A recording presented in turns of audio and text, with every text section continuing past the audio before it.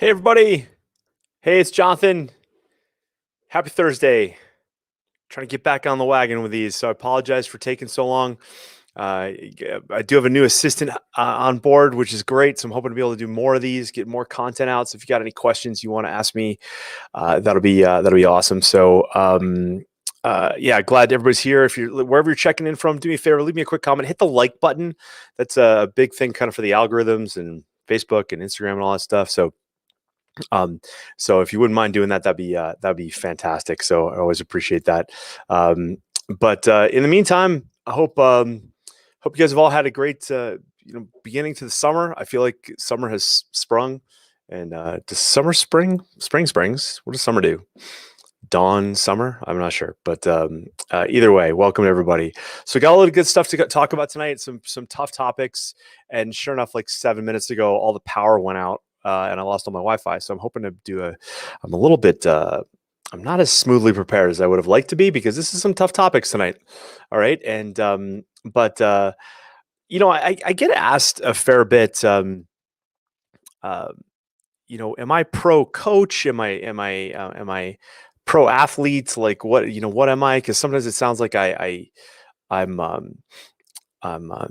I don't know. What's the word I'm looking for here? I'm demanding, I guess, even when there's coaches who are like abusive in nature, I don't quickly just go to say like, oh, it's 100% their problem. We're going to talk about a lot of that tonight. So, because there's some really interesting things to talk about. So let's get going. So the first topic tonight, as as controversial as it is. So you may be listening to me on Apple Podcasts later, on your phone or in your car or whatever. So I'm just going to pull up some graphics here tonight, just some websites and things. And so I'll try to do my best to explain them as we go. So in case you're listening and it can't see me, what we're going to be doing is I will be pulling off each question tonight, and we'll be posting those throughout the week on YouTube and via our newsletter. So if you're not subscribed to our newsletter on athletespecific.com, please do so. Just download the automatic negative thought guide, and you're on our list for free, which is good. And so it's getting busy this summer. I'm working with a fair bit of athletes, and this is where a lot of the Tokyo Olympics is coming up too, which is finally for summer for athletes. But what's big in the news right now is this Naomi Osaka thing, and there's a lot of learning to be had for our athletes kind of in this rather interesting situation. Okay. So for those of you guys that don't know who Naomi Osaka is, she's a tennis player, and she's the number one ranked tennis player in the world. And she's born in Japan. She competes under the Japanese flag. So the Tokyo Olympics is coming up. That's a big deal. Obviously, it's in Japan. Tokyo's in Japan, in case you didn't know that. And so Naomi is she's lived in the United States since she was 3 years old, and right now she's 23, and she's really kind of came onto the scene in tennis in about 2016. So she grew up in the U.S. The U.S. Tennis Association didn't really take her under their wing. They offered her kind of this opportunity when she was 16, and her parents turned it down, and which is cool. Like that's not that American tennis is like all that great. They never felt slighted by it. That's not the point. So I don't want anybody going there. But the idea here is like, so last couple weeks ago, Naomi is at the French Open, and she makes a comment online about basically, and I'll pull this up here on the websites. So for those of you guys that can see, this is her Wikipedia page. Totally worth a read, by the way, for everybody to check that out. And then, so what she did was she like today she withdrew from Wimbledon, and a couple weeks ago. So what she did was she withdrew from the French Open. And so what she made a comment that basically went something like this. It said, where's my quote, if I can find it? I've often felt that people have no regard for athletes' mental health, and this rings very true whenever I see a press conference or partake in one, she wrote. We're often sat there and asked questions that we've been asked multiple times before, or asked questions that bring doubt into our minds, and I'm just not going to subject myself to people that doubt me. Okay, so This is an interesting question, and I'm not one to say that um, that press conferences don't sometimes get weird, and the media asks like really weird questions. Like even something as simple as like, "Hey, it seems like when you compete at night, you don't do very well, right?" Okay, so whether that's true or not, when the press asks it, it is a tough question, right? And it does deal with a little bit of doubt. But one of the interesting things about this in particular, what it's really fascinating to me, is that when you reach elite levels about of your sport, uh, it's not just about the sport anymore. It's not about the doing of the thing. And so the concept here is that to be successful as an athlete, right, you have your three key abilities: your physical, your technical, and your tactical abilities. But then the layers that wrap around that, the first one is your resources, the time, energy, and money you have to develop those abilities. But then the second layer that goes around that is your life skills and dealing with the press, dealing with the media. This is part of what being an elite athlete is about. It's where in sport, it's you rarely fall in love with the sport. If you're a fan of the sport, it's not just about the sport itself that you love. Because if that were true, you would watch like robots playing. No, it's actually what you learn about the athlete. It's the backstory. And where do you learn about that? You learn about that through the press. You learn about it through the good questions and also the tough questions, the difficult questions. And athletes can use that to their advantage, right? It's like, oh, you have this intriguing thing about your background. Well, I have this intriguing thing about and I relate to you. And that's how athletes become famous. That's how they become brand ambassadors. That's how, if a product, if a company selling a product resonates with that part of your backstory, then you're going to make a lot of money because that you can reach an audience with that part of your story. So as sports is a business, it doesn't matter if you're a professional athlete like a tennis player or a basketball player, or if you are in some weird random sport like hurling in Ireland, right? Like and or something like rugby, which is a massively popular global sport. Yet if you're in North America, it's like, yeah, what rugby, huh? Kind of heard about it, but it's not that big of a deal. But man, when you learn about those athletes and you learn about their story, then you go like, wow, I'm kind of interested in that now. Like, you know, um, Formula One race car driving did that for me. Before I'm not a car guy, but I got wind of some stories of some athletes within that sport, and I was like, wow, I love, like, that's cool. Like, let's go, and that drives the sport. So sports are a business, and part of that business is the accessibility of the athlete to the audience. And the primary driver for that is the media. And then on top of that is an athlete's social media, right? So the media drives the athlete's popularity, which then drives the social media. And then social media then takes off on its own. Okay. And so while I totally appreciate there's a couple things I just want to be clear on here. Yes, the media asks some really strange questions at times, and they raise questions that may or may not feel good. Um, but it is also part of the sport. And if you take it away, then the sport loses a massive outlet. Okay. So what happened here is that Naomi Osaka, she brought this up, and then what she talked about was that it's really affected her mental health, and she's gone through bouts of depression because of it. Okay. So right now, the world is incredibly sensitive to mental health issues and depression and things along those lines. But I will say something here that's going to be it's going to rub people the wrong way when I say it. So I'm going to just give you the heads up right there. Is that athletes are ruining the valid conversation around mental health. Okay. So I will start by saying this: sport, the game that you play, doesn't care about your mental health. Okay. It doesn't. And And the reason why I say that is because when there's a score, like right now, I'm recording this in Euro 2020 is going on, which is a massive soccer event globally for those of you that say soccer, and football event for those of you guys that know better. But the thing is that nowhere on the score, like so just this last week, a player, a guy by the name of Erickson, keeled over of a heart attack in the middle of a game. 3 minutes to go before halftime, this dude keels over, Danish player, and he has to get resuscitated on the field, right? They had to defib him once and they got him back, and that's great. But nowhere on the scoreboard, so the Danes lost that game. Nowhere on the scoreboard did it say, I can't remember who they played, but they lost 1-0. It didn't say asterisk.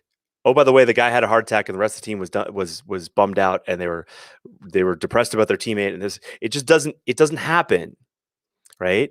And now what's interesting about the discussion about that was like the powers that be gave the team the option to either play that night, later that night, or the next day. Players chose to play that night, and sure enough, they're about discombobulated. They lose, and of course, out in the press, it goes like, "Oh, the federations were bad. Like they rushed them, and that's bad, and they should have been given more time." Whatever. Okay. But the bottom line is that sport doesn't really care about how you win or lose. Like we have in every sport we play, we have rules and regulations on the field of play, but then off the field of play. Okay. So doping is one set of rules. Also, we have professional organizations have media responsibilities, right? So what happened here is that Naomi brings this up, and when she brings it up as like she's just speaking her mind, and I totally appreciate that. She's she's a young athlete, and she's like, these press conferences bum me out and they freak with my head, right? And I don't need people asking me questions that now I have to defend the doubt they're throwing in there. And this goes to my voodoo my voodoo theory, which is like, you can basically voodoo an athlete if you ask them the right questions, right? Or the wrong questions, I guess. But if I come up to you and I say like, "Hey, you feeling okay?"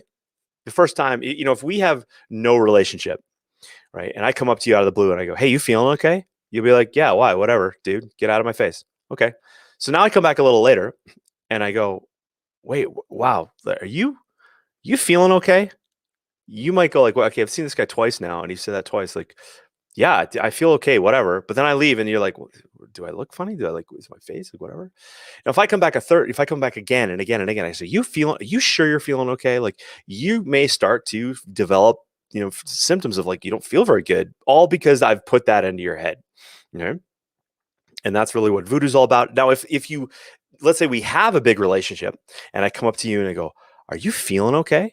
You might immediately go, "Oh, you know what? I haven't actually been feeling all that great. Like I'm a little pale and whatever. What are you noticing?" Like that's the voodooing of an athlete, right? And the press, the media are some of the worst ones. And so one of the things that this made me think about with this Naomi Osaka thing's been kind of percolating in the back of my head, and I was resistant to talk about it, but then I saw an Instagram feed with Michaela Schifrin, and Michaela Schifrin did a Instagram live with Patrick Dempsey. And so for all the Patrick Dempsey fans out there, like he's an actor, but he also races race cars. Like he races in Le Mans races, like big race car races. He's a big race car dude. He used to have it in his contract as an actor that he could leave to go to a race if he wanted to. And so this Instagram live, and I will put the link in the notes in the comments section so you guys can click on this. But so for those of you guys that don't know who Michaela Schifrin is, she is like the greatest skier of like all time. And she is also in her early 20s. And a link's going to the comments right now. So go check that out later. Don't leave me now. But Michaela Schifrin, last year, her father died in a rather freak accident. He slipped on the front stairs of her house and on the ice, hit the back of his head, and he was like in the hospital. And he works. I think he's an anesthesiologist as well. But her family is ridiculously close, and she travels with her mom, and her mom's like part of the coaching staff, and her dad was like been there for like everything. And so this was a massive shock. So she leaves last season, doesn't finish the season, goes home, although it was towards the end of the season. But this year she comes back and she races. And what happens here is, so she finished. So there's 5 disciplines in ski racing. There's downhill, slalom, giant slalom, super G, and then what's parallel, parallel slalom now. So she only raced in 2 disciplines this year, and she earned enough points by racing in two disciplines in which she finished second overall in both.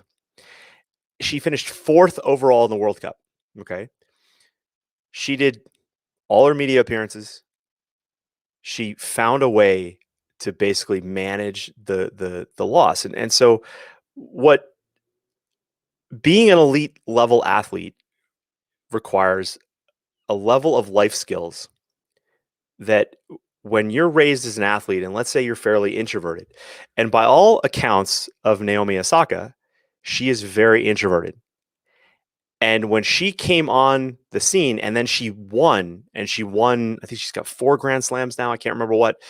She became an icon globally because she's Japanese and she's also got American influence there. And she's got, I think her dad's Haitian and her mom's Japanese, like all these just amazing things going on here. And the Olympics are coming up. She earned like 50 some odd $1 million last year in endorsements. She's made a lot of money. Okay.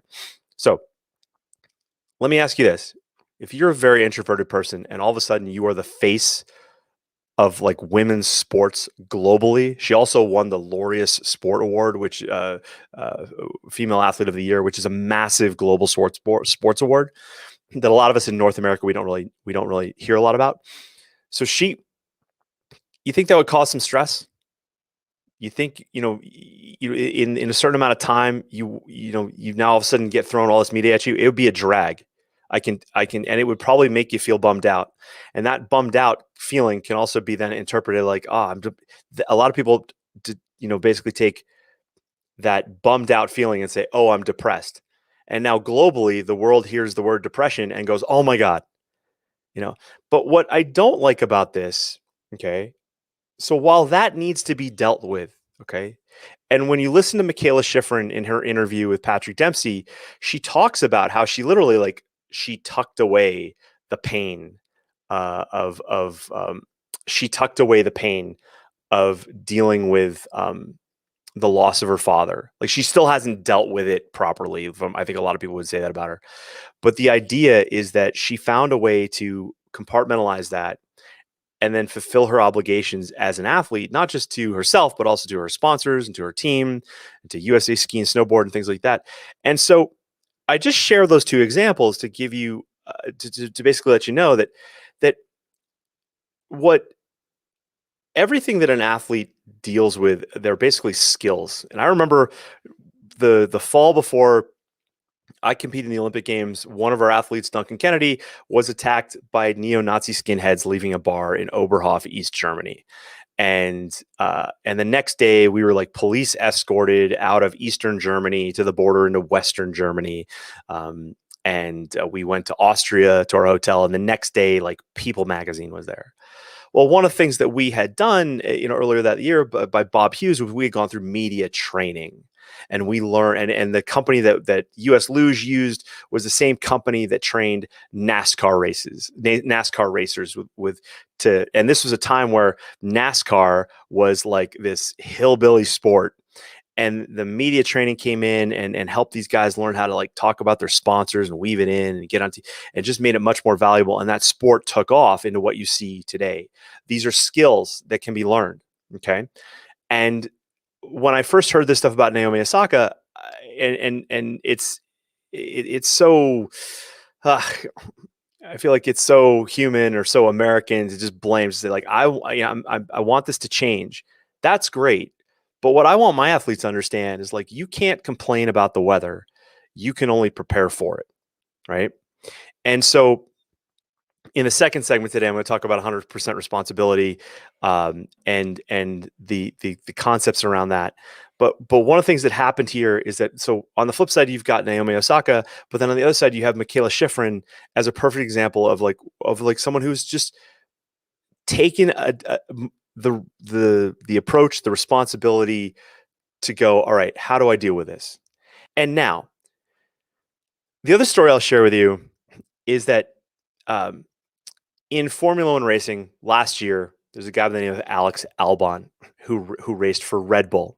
Okay, and I couldn't help but watch this Naomi Osaka thing evolve and just go like, her team needs to be better around her. They need to protect her better.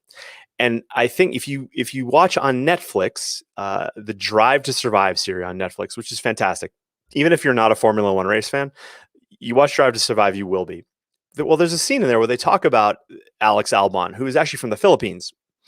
And it turns out his mom spent time in prison for like some sort of fraud. I think some sort of business fraud. Big deal. But there's a scene where Alex Albon is about to sit down to do a one-on-one with a British newspaper, a British outlet of some sort, media outlet of some sort. But with Alex Albon is the Red Bull press chief, or one of their press team.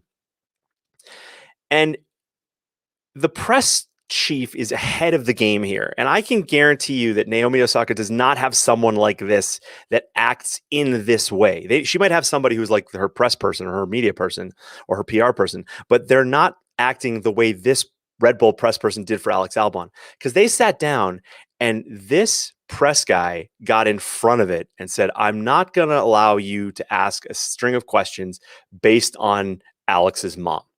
Okay. And so basically, I mean, the interview gets kind of cut. The Netflix footage gets kind of cut, but I can only imagine that this got cut short. And a little bit of banter goes back and forth where it says, the press chief says, I know you have a job to do. Or maybe the press guy says, I have a job to do. There are limits to that. And so for Naomi Osaka, I'm on board with that type of thing. Like if a press scrum after your match is digging into weird stuff or stuff that you've talked about 1,000 times, it's like, wait a second, let's put an end to that. And I think that's fair. I really think that's fair. But press people are paid to ask questions and then get different answers from you, right? And so that's part of it. But the idea here is that what I love that comes out of all this is that for an athlete, your athlete may enjoy their sport and like the doing of the thing, right? So I can imagine, as a skier, Michaela Schifrin loves to ski. As you know, Naomi Osaka loves to play tennis. And both of them are quite reserved. Like Michaela's a little bit more vocal, a little bit more has a little bit more extroverted qualities. Naomi, though, from everything that I've read about her, she's very introverted. And so you can imagine how, like, if you're very introverted, being extroverted is an uncomfortable feeling. Whereas if you have the ability to learn how to be that way, and Michaela Schifrin has talked about that, where she in the past used to be really shy and she has had to come out. And if you've watched her career, you can see this. It's a skill to learn. It's not something to be avoided. And so while Michaela Schifrin has kind of embraced that, Naomi Osaka has backed out of it. And then what's come of course, as the media has jumped on this, or the world has jumped on this, it plays the media in a very bad light. And I don't think that's fair. Okay. I don't think that's fair. Because if you think about this, you can only ask for the environment to change so much. And then it will only change. So what's happened is that she dropped out of the French Open. Okay. All of the Open organizers, the US Open, the French Open, the Australian Open, what's the one I'm forgetting? New York Open, Australian. Well, Wimbledon. She just dropped out of Wimbledon too. But she also has the Olympics coming up. She's prepping for that. Okay. But those four organizations came out and said, listen, we're going to fine our athletes if they don't do press conferences. We are going to, they will default if necessary. That's their rules. And those rules, I think, are it's their business. And Naomi Osaka has, now this is what a lot of people lean towards, she's made a lot of money. And like, if she's made more money than you, that's okay. But you can never judge an athlete by the money that they make or don't make. By the way, that's just weird. All right, it's insensitive and it doesn't make a lot of sense. But people will say like, "Oh, she's made a lot of money." Here's what happens in the grand scheme of tennis right now for Naomi Osaka. Dealing with all this crap is not worth it. And I've written about this before, like when values and performance collide, right? So you have an athlete going like, all right, I'm the best in the world. I make a ton of endorsement money. I'm the face of women's sports, but I'm not dealing with this crap anymore. So she has some play. But one thing that I tell all my athletes in any sport, no matter what the level, is that the program that you were part of is going to be here long after you're gone. Okay. And depending on what you demand of the program, there are and this doesn't matter if you're a world-class tennis player. Now bring up a discussion about how the media treats athletes. Fair, okay. But there'll be a point where like tennis is going to continue to go long after she's part of the sport. And that may end tomorrow. We don't know. Right. Same thing goes for Michaela Schifrin. Like skiing was going to be around long after she is done as a skier. And I'm all for being, for fighting for change and things along those lines. But I'm also more about teaching athletes to understand that, you know what, if I'm a competitor of Naomi Osaka, I now see a major weakness in her. Fair? Right? This is where sport doesn't care about your mental health. It doesn't care about if you're depressed or not. It doesn't care if you're having your period, or it doesn't care if your dad just died. You come out to compete today, and as harsh as that may sound, you come out to compete today, and you may have a bad day because of what is going on in your life, but this athlete may have a better day because they can handle the same thing better than you can. And that's really important to understand. And this is where I say rather harshly, sport will never care about mental health. Why? Because there is an athlete willing to push it further and to go into more difficult situations and to learn those skills with which to manage it. And that's hard for a lot of people to swallow, right? We are in a culture of blame, right? We are in a culture of partisanship and all this stuff. And I knew this past week that the conversation about mental health and athletes is going the wrong way. When I read the story about an athlete, who he goes to Navy, he's a football player, and he got basically signed by an NFL team. Yet he has a responsibility to Navy to serve. I can't remember the term, what they call it, but he's got to spend 2 years deployed. And so his agent wrote, and this was on ESPN, his agent wrote that the decision of Navy to force this athlete to forgo going into the NFL and to have to serve, his agent said that this could affect his mental health in the long term. So right there, the agent has basically used mental health as like a threat. And I'm like, dude, you just ruined it for everybody. Okay? Because one, if you project that on your athlete, it's just like a press person throwing doubt at Naomi Osaka in a press conference, right? Like, hey, I heard you're bad on Sunday nights. Yeah, and you've got a match on Sunday night. Like, what do you think your chances are? Okay, now she has to defend that. Well, it's the same thing for this like football guy. Now his agent's saying like, well, you're going to have mental health problems if this doesn't work out. That's basically how that could be translated. It doesn't help anybody. What I want for your athlete is an understanding of this, is that in sport, you are going into a competitive environment. Okay. Your physical, technical, and tactical abilities are going up against another athlete's physical, technical, and tactical abilities. Michaela Schifrin this year went up against her competitors and only doing 2 of the disciplines, right? Not all 5. She earned enough points to finish 4th overall. Like that's like, that's like skiing with your eyes closed, right? If she had done one more discipline and earned like roughly 400 points, like finished second overall, she would have won the overall the year after her father died in some crazy, in some crazy freak accident. So she's learned that skill. We have examples of athletes who are able to, and I want my athletes to be ready for anything, right? And when we got media training after our teammate got attacked by neo-Nazi skinheads, we learned how to deal with the press. It's a skill. To say that dealing with the press is affecting my mental health, when I hear someone talk about like they have mental health issues or they suffer from depression, I believe that they don't have mental health issues and they don't suffer from depression. They suffer from a lack of, I haven't figured this out yet. That's what's happening. Right. And so that's really what I want to encourage my athletes to understand, is that everything is figure outable.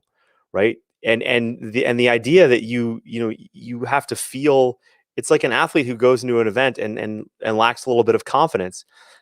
That feeling that sits in their belly, the goal is not to get that feeling gone. It's to it's to learn how to work in spite of that feeling, right? And to develop the courage to work around that feel, like that the Susan Jeffers book called Feel the Fear and Do It Anyway, right? Talks about stuff like that. So that's something where, I'm sure this whole Naomi Osaka thing will go. So she dropped out of Wimbledon, but that's also convenient because she has the Tokyo Olympics right around the corner. And she, as an athlete, she stands to uh, reap more from that, if you look at that, of winning the Olympics in her home country, than by winning another Wimbledon. And that's an interesting thing. Like, that's what we're seeing with athletes now, is that these events used to be the pinnacle of their career. But now with social media and now with the ability to develop, like, Naomi Osaka is a tremendous activist. Like, she uses the media to talk about Black Lives Matter and other issues that are important to her. And that's fantastic. Media is a tool. So on one side, media is a tool for her, but in this particular case, she's saying that it's not good for her mental health and it's giving her bouts of depression. Okay, well, that could be construed as convenient. All right. But again, we have to be mindful. If an athlete is feeling bad, what can we do to help them feel better? And in this case, it's not like, oh, the world should change and the media should change and all this stuff. Athletes use the media. And so if I have an athlete coming up in a sport of tennis, I go, man, if you can learn these skills and you get up against Naomi Osaka, there's going to be people that pay off the media to ask her tough questions. It's just going to happen. Why? Because they're competitors, and competitors find ways to win, sometimes outside of the lines in the gray areas, right? And people get shocked when I even say something like that, right? So you can either curse at the rain or bring an umbrella. What do you want to do, right? I would rather my athletes get their head straight and bring an umbrella, right? And know what's going on. So these are skills to learn, and they're not easy. And especially if your personality is such where you're not necessarily inclined to be disagreeable or things along those lines, I want just people to understand that your athlete can learn anything that they want to. All right, so let's keep that in mind. I know this is a tough one, and people have called me like insensitive to Naomi Osaka. I'm not. I'm actually pro athlete, because what I'm realizing is her team is lacking some serious ability to protect her as an athlete, to manage some of these things. They could have gotten ahead of this, but they didn't. But we're going to learn that the hard way. All right, so moving on. What we're going to talk about now is, this is a fun one. Okay. This is a fun one. We're going to talk about 100% responsibility. So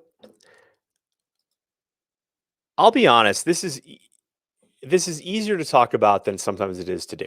Okay. And for a great conversation on this, there's a book by Jack Canfield. I got it right here. And I wrote about this in my book, in An Athlete's Guide to Winning in Sports and Life. But this is the Success Principles book by Jack Canfield. It's a big book. It's really cool. And there's a chapter in there on 100% responsibility. I totally recommend that book. It's a great resource for athletes if you don't have mine already. So go buy mine.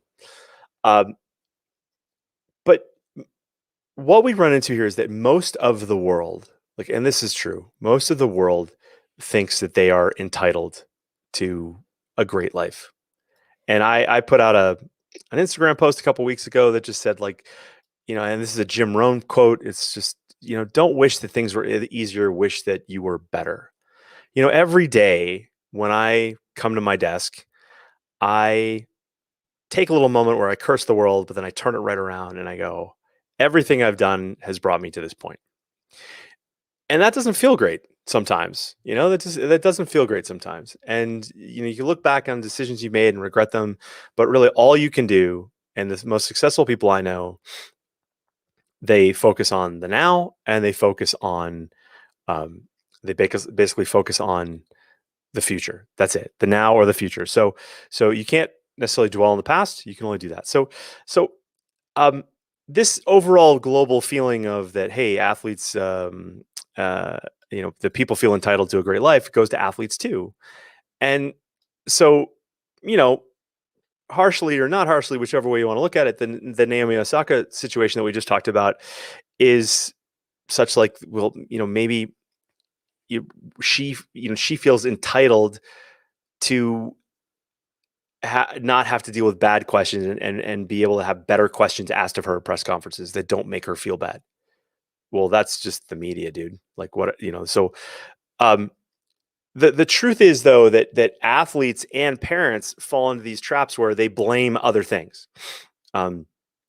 They blame things outside of themselves, things that they can control. So whether it's the media or the coaches or the weather or the travel or the ref or their equipment, or the fact they feel like the other team or the other athletes have better resources than they do, whatever it may be, the idea is that whatever you can name, they'll blame.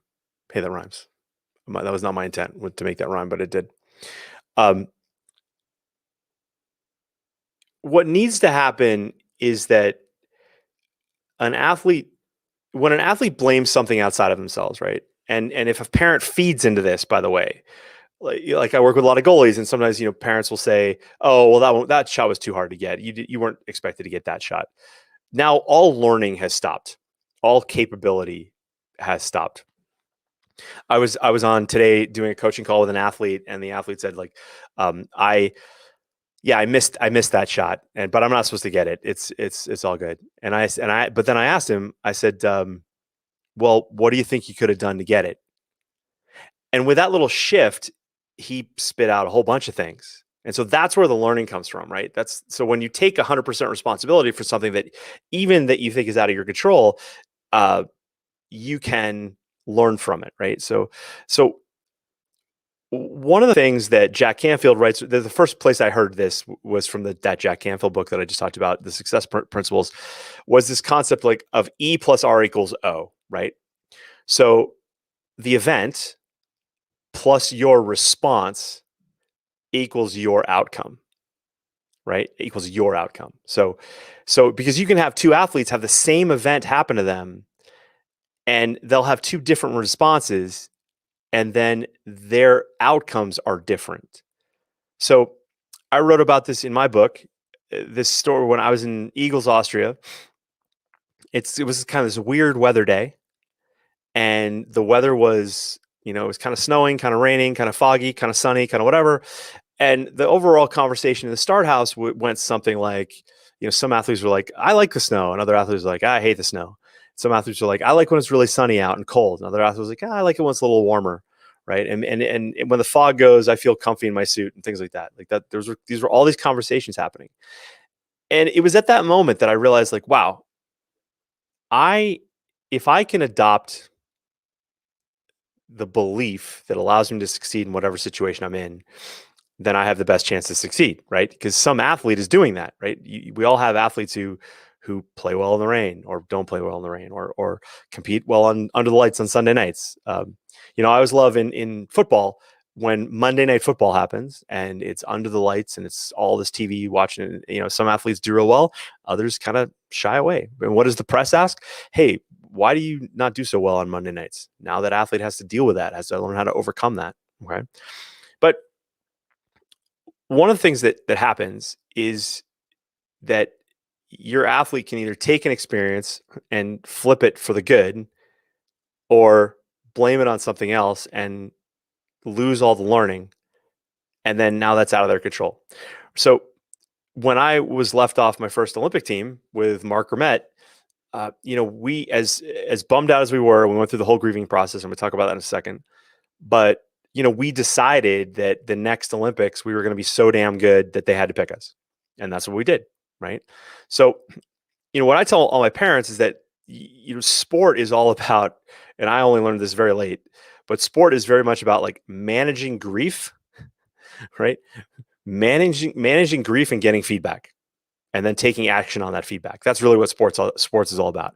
Managing grief, getting feedback, taking action on that feedback. So the stages of grief, for those of you guys that don't know that. So the first thing is if an athlete loses. So you think of Michaela Schifrin, dealing with the loss of her dad, or Naomi Osaka walking out of her press conference going like, "Oh my God, this sucks." So the first stage is grief and denial, right?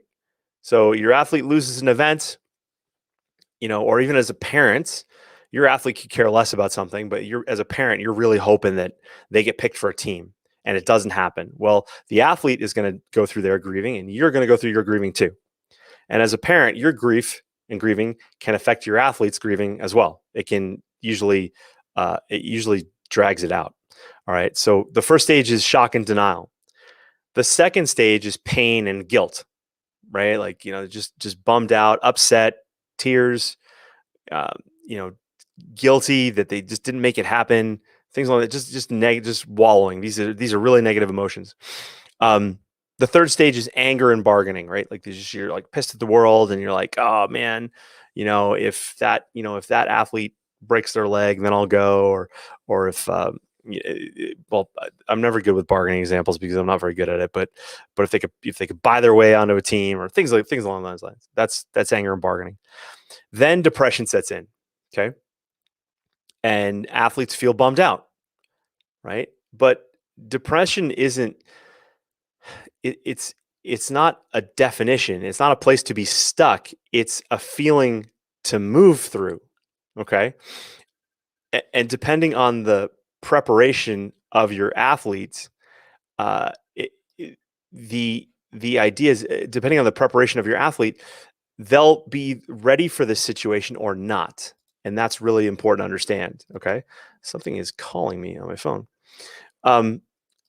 What I want you to know is that you can prepare your athlete and prepare yourself as a family to realize that these are the stages that you're going to feel, and you're going to move through that. So taking 100% responsibility then is not as risky, because some people don't want to take responsibility because they don't want to feel bad, right? They don't want to realize like, man, you know what? I could have done this. I could have done X, Y, and Z, right? But if they understand that these are the feelings they're going to go through, then they'll move through them quickly. And depression is one of those stages, right? So it's like, I worked with a soccer player years ago, and his dad had like a 24-hour, you can feel shitty for 24-hour clause, right? You have a big loss, whatever, 24 hours, tomorrow night, I don't want to deal with you. You come back, you're happy. Okay. So that's okay, but that's a little harsh, but everybody goes through it differently. But the most important thing was that this athlete, Charlie, he knew that, hey, after an event, I'm going to be bummed out. I'm going to be angry. I'm going to go through these stages. I'm going to be depressed. I'm going to think that none of this is going to work out. But then that leads an athlete to the fifth stage, which is called the upward turn. All right. When things start to turn up a little bit. And probably, I can guarantee you, like Naomi Osaka with this whole press scandal thing, is she's already probably in that things are turning up stage. She's like, oh, okay, it wasn't that bad. It's not that big of a deal, right? I guarantee you that's where she's headed. The thing that is kind of fascinating is that when you get into the upward turn, now that's where the learning really starts to happen, right? It's the optimism. And I'm working on a new book, and the first chapter is all about optimism, and it's really part about this upward turn, right? And so then Stage 6 is what's called reconstruction. That's where an athlete, and this is what Mark and I did when we didn't make the Olympic team, is we got to the stage of reconstruction going like, okay, where did we mess up? Whether we messed up, it was, Olympic trials, but then also it was like, well, what about our sled? What about our starts? We decided then like we were going to have the best starts in the world. And that's what we worked towards. And we did, and it was awesome. Right. But that's where that reconstruction and working through the situation goes so that the athlete can kind of come out the other side. So Naomi Osaka and these press issues, how can she, reconstruction? Well, how could I better handle that question from that reporter? Right. Is there anything we can do to minimize the question from getting asked in the first place, or just giving me a tool with which to answer it? What can I do? That's reconstruction, right? Michaela Schifrin, when her dad died, when she knew she was going back out to ski, she knew she was going to have to deal with the press, the media. People were going to be asking her questions. People were going to grieve for her. They're going to go through their own grieving process, but she's going to go, sometimes this happens. You want to get through the grief, but everybody else around you is still kind of bummed out, or vice versa. You want to still wallow in it just a little bit longer, but everybody else is like, come on, let's go. Right. Both are good. Right. And then the final stage is acceptance and hope, right? So when an athlete takes responsibility for everything, the good, the bad, the ugly, especially the bad and the ugly, they're going to go through these feelings, these stages of grief, right? And they're all going to come with their different levels of feeling bad, right? Some are worse than others. But the idea is that there are phases with which to work through. You're not necessarily going to get stuck in them, okay? So I like, the Naomi Osaka, Michaela Schifrin comparison, right? Two very distinct differences here. But Michaela Schifrin also went through a phase where, when her dad died, she was like, I don't want to talk to anybody. She stopped skiing. People were wondering if she was ever going to ski again. She's just going through those grief stages. And really, so when you take the responsibility, she knew like, okay, no, I'm going to have to come back here. And so she did that. So, right, when you learn the skills to come out of it, right, that's what taking responsibility gives you. Even if it's something that's out of your control. This blew my mind when I first really thought about this, right? Like, so a lot of athletes, like, let's say they go to an event, doesn't matter what the sport, and the weather is not ideal for that athlete. And I say it in that way because there's some athlete out there where that athlete is ideal. It's like, so to use an NFL example, there's football teams that play in stadiums that are outside, and then there's football teams that play in stadiums that are indoors, right? Where the environment is always controlled, no matter what the season. And there's this ridiculous stat when it comes to the Super Bowl, which is played outside, not always, but primarily it's played outside. That the quarterback that has practiced in an outdoor environment has a better chance of winning. Why? Because they're used to gripping the ball in the snow and the rain and mud and things like that. Whereas that quarterback that only plays indoors is always grabbing a nice, fresh, dry ball, right? So you can either decide that I'm only good throwing balls that are dry and fresh, or I'm going to learn the skills with which to throw a really good, a ball in any condition. And so that's where environment is a perfect example, because there's always an athlete that learns to just accept that environment. And it's not just about accepting the environment, but learning the skills with which to thrive in that environment, right? And so environment is people, places, and things. So your athlete, the people they're going up against, their competitors or their teammates or their coaches or their fans, that's part of the environment. So people, places, like, indoors, outdoors, sunny, snowy, cold, wet, rainy, whatever. And then things, different equipment, different jerseys, different grounds, like terrain, things like that. Like those, your athlete is either going to figure those things out or they're not, right? And if they're not, and they're going to blame those things for their result, they're not going to learn, and they're never going to learn. And that's really, really important. So I want again, I think of the Alex Albon Formula One story, where his mom is like kind of this international super spy, not super spy. She's like went to prison for fraud or something like that. He had to learn how to deal with being a Formula One race driver, knowing that the press was going to ask about those things, right? And so that's true for every athlete. They're going to have to know. Okay. Um, so I love this term that Jack Canfield wrote about this idea from victim to victory. Okay. I think one of the worst things that's happening in sport is when, an athlete goes through an abuse situation with a coach, and there was another one today in the press about the Chicago Blackhawks hockey team and not dealing well with a coach that they had, and there was like a sexual abuse issue there. But there is the from victim to victory, and what a lot of people who are in love with the soap opera in these situations, they're like, oh, they just project like victim mentality onto the athlete. And I don't ever want my athletes to have a victim mentality, right? Because when you're a victim and you leave things out of your control, you realize like you have no hope, right? You have no ability. You're just in grief mode, and you're stuck in those like first 4 phases of grief mode, right? You're stuck in anger and denial, and you're stuck in pain and guilt, and stuck in depression and anger and bargaining and all that stuff. You never get out because you feel like a victim. But when you realize that you can take responsibility and go like, even in the worst situation, there's something about me that I did, there's something that brought me into that situation. And I use the example of like, if you wore a suit of hot dogs and jumped into a dog pound, okay, you can blame the dogs for attacking you, or you can realize like, all right, they're wired a certain way, and I'm probably not in the best situation here. Now, maybe you didn't know there were dogs in there. Maybe you didn't know it was a dog pound. That's okay. You can get out there real quick and then learn from it and go like, I'm never doing that again. So my point is that there's a little bit on both sides of the fence there. But the side on the athlete where I don't want them to be a victim.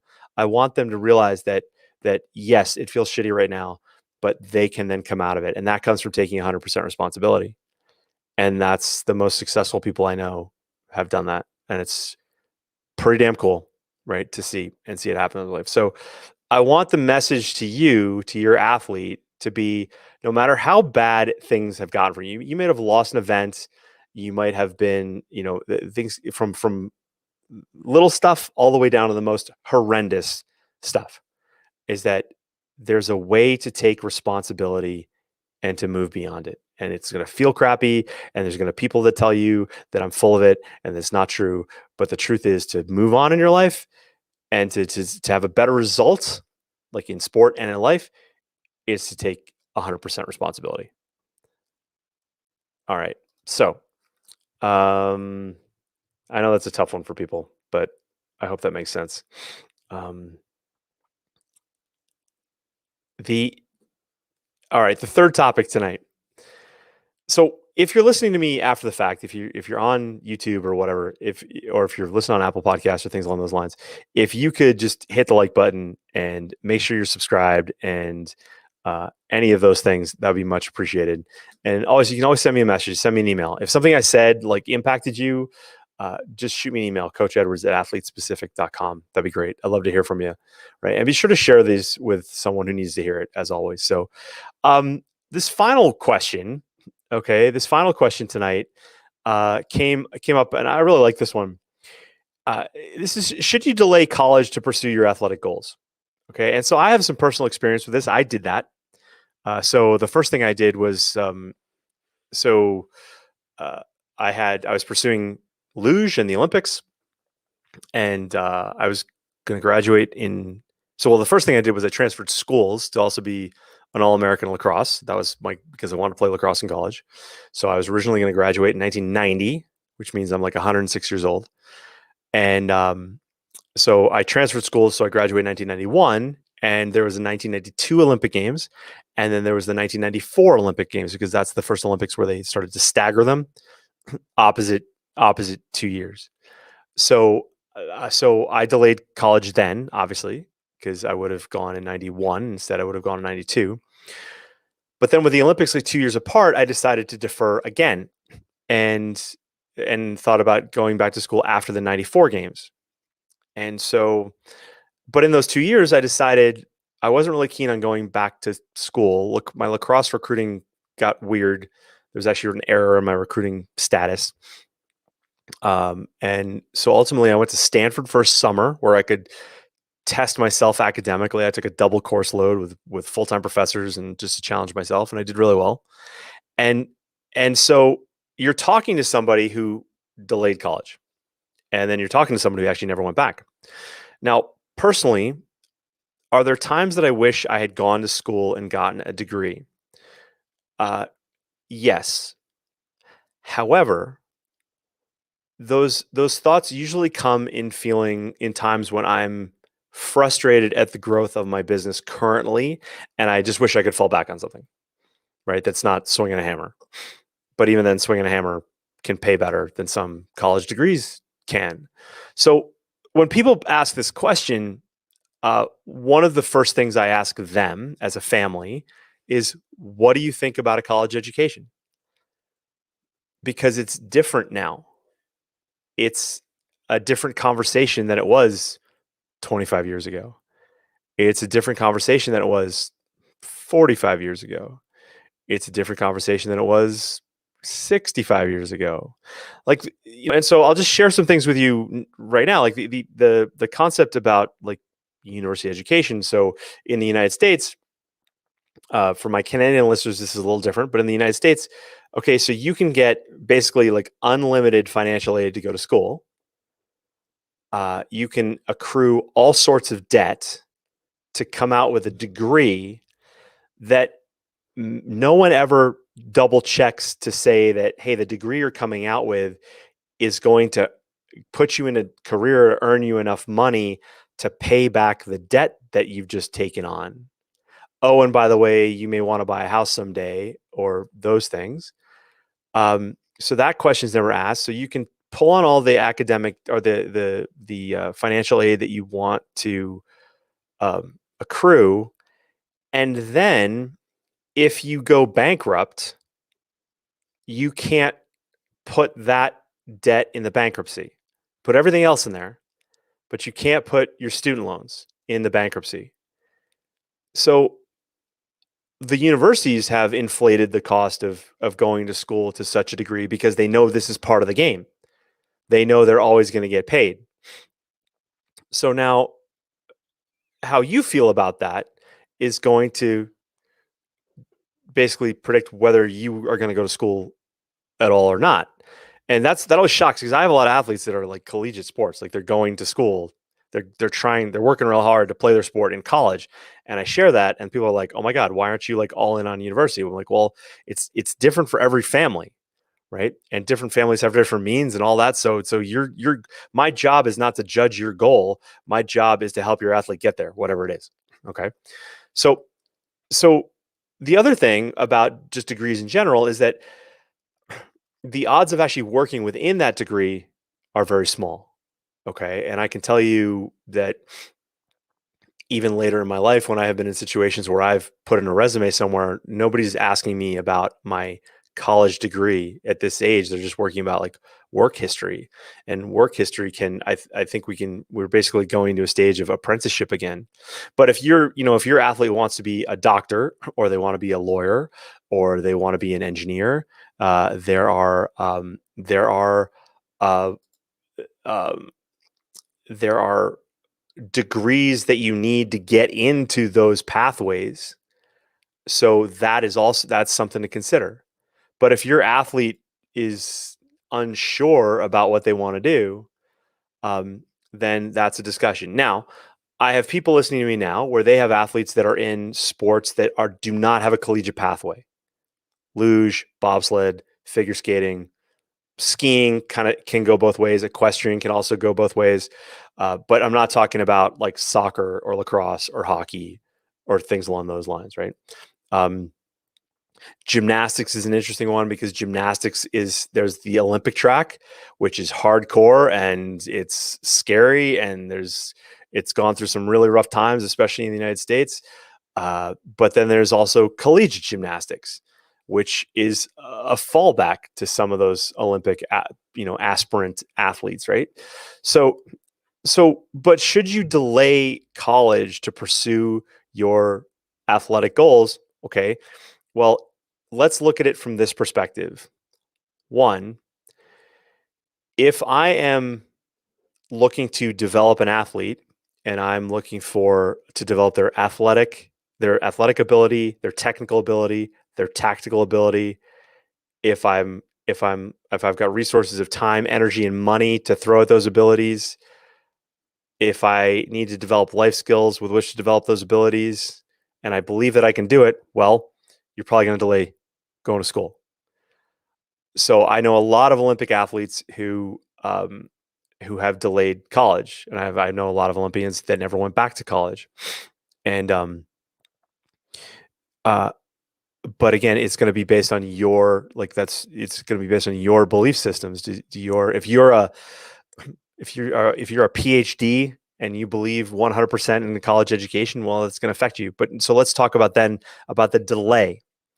So I think now, with what I've shared so far, I think university or college or whatever you want to call it, wherever you are, it's an expensive place to figure out what you want to do with the rest of your life.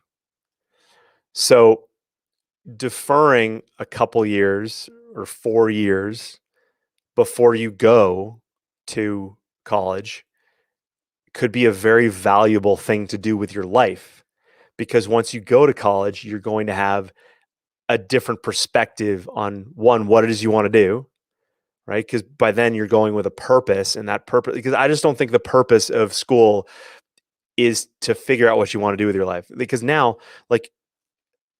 just for some perspective, our sons and daughters and our athletes now have a phone in their hand, and they have learned more than the adults that didn't grow up with phones like that than we can ever even comprehend, right?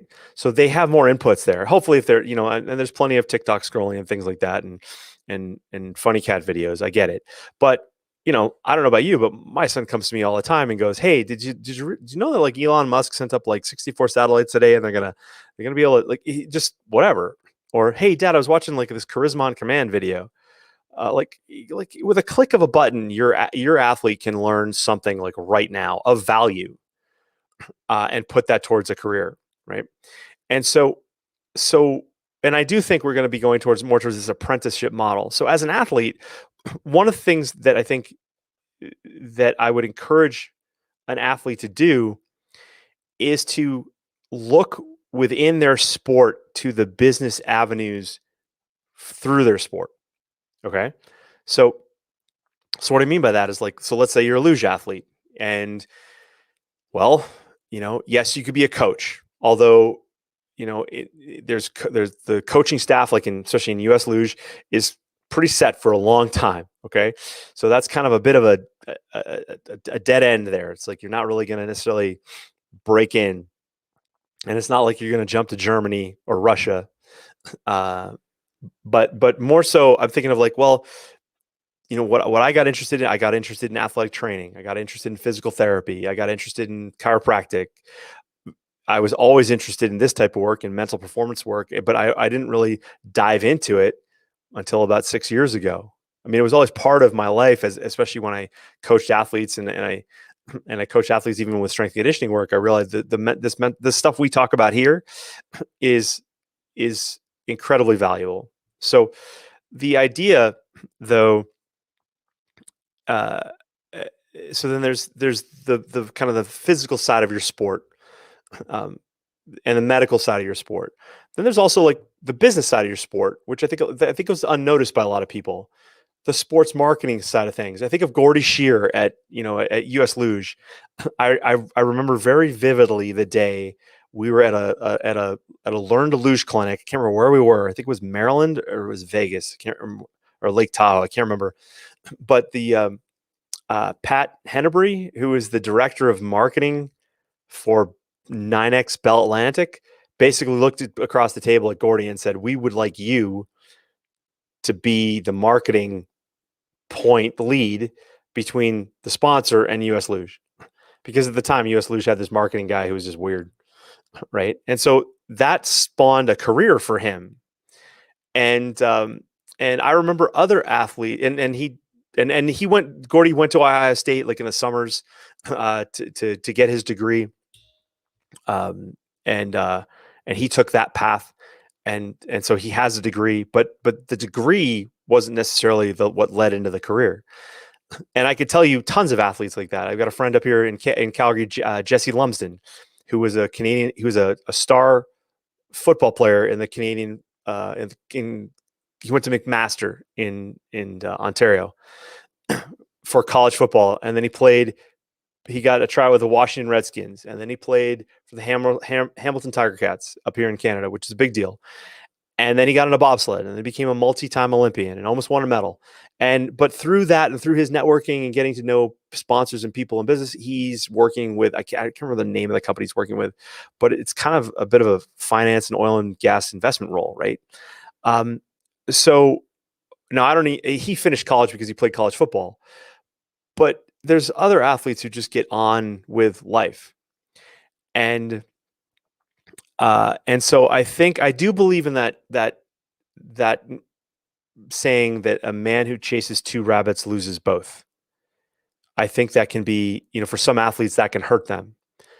Like even if your athlete is like training full time, but then they're waiting tables. But there's always stories of people who succeed at that. If your athlete is going to university and let's say they want to be a Division I athlete, so I've got people like that listening to me now too. So, I think of an athlete at the top of my head who I worked with who, went to used his sporting career to get into a phenomenal medical school. But once he got on campus, he didn't get the medical school. Oh, what's going on here? My screen is glitching. I don't like that. Oh no, I got a glitch in my face. What's going on here? That's weird. That's really bizarre. Sorry guys, in the graphic here, I'm not sure what's going on. So I might wrap this up, or we might have to do a part 2 because I really don't know what's going on there. Add to stream. There seems to be a glitch on my screen. So I'll just talk this through because for those of you watching me right now, it's kind of weird. You see part of my notes, but the rest of you will just have to hear my voice. The idea here, though, is that for that Division I athlete that went to the medical school, he was sold a bill of goods by the coach saying that yes, you could do your medical degree, but then the truth was once he got on campus, that D1 school, they said you're not going to have time to do that. You're going to be a full-time athlete, and you're not going to have time to be that level of student. So you need to do something like communications, right? So there's that too. But if you're a Division II or Division III athlete or things along those lines, then you can work them both. But if we're talking like high end, like elite, you want to be a pro, delaying makes sense. A lot of my hockey guys that go junior hockey route, and they have that that Division I route there for them. I've seen some athletes get that derailed. And so sometimes I'm just like, just focus on the hockey, make that dream happen. You'll have plenty of time to go back to school. Now, the beauty now with online school is that everybody has the chance to just spend a little time. And I think a lot of athletes, you have way more time to recover from that. They, what happens? No, that's not going to work either. That's kind of weird. That's really strange. A lot of athletes do have more time, but when you are in the social aspect of being an athlete, you tend, oh, there it goes. When you're a full-time athlete and you want to be an Olympian or you want to be a pro, there is training. There's your technical training, your physical training, your tactical type, like video work and things along those lines. You're becoming a student of the game type work, and then there's the recovery side of it, which isn't just sleeping; it's the social side that usually comes around food and recovery, and that's not an easy place to all of a sudden ditch out and go do some homework. But with online stuff now being so readily available, it's as easy as ever. So it'd probably be good. I think an athlete can commit to being an athlete full time, but spend some time maybe doing a class, like one class here or there, and accruing those credits, um, and doing well so that they can put that on their resume, and maybe that saves them a year once they go to school. So now I also have plenty of teammates who, like being a winter Olympian, they went to quarter schools like Ohio State or Dartmouth, or I'm not sure if St. Lawrence in upstate New York is also a quarter school. So there's schools that run on a quarter system where you can fit them. Stanford is also a quarter school, right? You can fit those quarters into a year of training. And so there's options there. But again, you just got to be careful. Are we chasing two rabbits, and are we going to lose both? Is it better to just focus full time? Now your athlete's going to say, "Oh, we should focus full time." Yeah, well, but I will say this. I will say this, that you need to. Um, what was I going to say? The athletes who a lot of parents think that their kids all of a sudden get lazy and never gonna amount to anything in life, and I don't agree with that. If your athlete is all into their sport right now, if they are committed and they're working hard at it and they love it, uh, when that ends for them, and if you're in a sport where you're not going to make $1 million as like a commentator or you're not going to make them, you're not going to be like Michael Phelps and make millions of dollars in endorsements deal after your swimming career is over. There's going to probably be a couple, like a year or two or more of figuring it out. Right. But I think even if you're not an athlete, you're going to go through that too. So, I think a lot of parents think their athlete is just going to be living in their house forever. And, I've got an athlete up here in Canada who I worked with years and years ago when he was really young. And his parents came to me and they're like, all right, the first Olympics that he could be a part of was coming up in like 2 years. And he was like 16. So they figured he'd be like 18. He'd go to the Olympics. He'd quit this Olympic stuff and then he'd get on with his life. Well, I don't know, 3-4 Olympics later, he's still competing, but he also got his pilot's license in the off season, and now has that as a potential career to jump into when he's done. Right. And that's a great career. I did that and kind of wish I had continued it, although being a pilot doesn't pay really well. But there's options there. But I don't want to think that as a parent, your kid's all of a sudden going to be on this Olympic track, and then all of a sudden they're going to be naked living in a van down by the river, sort of thing. I don't think that's going to happen to your athlete. Okay, there may be a couple of years of trying to figure it out, but that's normal. And also, if you're an entrepreneur, so for my entrepreneurial families, finally, they tend to be a little bit more flexible here. My families, though, that have career parents, who are nurses or teachers or they're engineers, or they tend to put more weight on the school stuff as a door to what it is they know. So, but I would just be open to maybe your athlete having a different experience in life than maybe you had, and that's hard. That's really hard, but it's something to consider. So, all right. So I hope that helps. All right. So, should you delay college to pursue your athletic goals? I would say yes in the short term, but obviously there's a lot more to it, and I just covered that. So I hope that really makes sense to you. So if that made sense to you, do me a favor, hit the like button, leave me a comment. Please share that with a family that's got to hear it, or an athlete that needs to hear it. And I look forward to seeing you guys next week. All right, guys, take care. Ciao.